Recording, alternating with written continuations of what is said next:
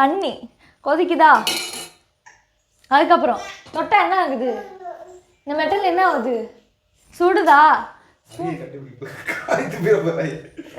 சரி, இப்போ இந்த வீடியோவில் நம்ம என்ன தெரிஞ்சுக்க போகிறோம் அப்படின்னு பார்த்தீங்கன்னா, இது இந்த மெட்டல் சில்வர், இதுவும் ஸ்பூனும் சில்வர், என்ன ஆகுது, தொட்டா சுடுதா. இதுக்கு பேர், ஐயோ ரொம்ப சுடுன்னு ஆஃப் பண்ணிடுவேன், இதுக்கு பேர் என்னதுன்னா கண்டக்ஷன். ஒரு ஹீட்டு, சட்டிலாம் கிடையாது, நம்ம சயின்ஸ் படிக்கிறோம். இது பேர் என்ன, கண்டக்ஷன். இதில் ஹீட்டு ட்ரான்ஸ்ஃபர் ஆகுது மெட்டலில், இதுக்கு பேர் கண்டக்ஷன்.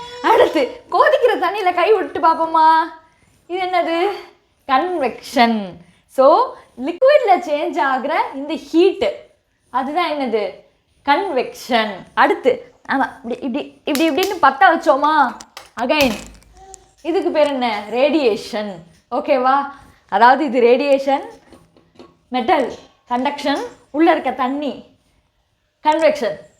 இதில் உங்களுக்கு என்ன மாதிரி கொஸ்டின் கேட்பாங்க அப்படின்னு பார்த்தீங்கன்னா, the type of heat that occurs in solid. சாலிடில் என்ன heat, conduction. So type of heat that occurs in liquid, அது என்னது, கன்வெக்ஷன்.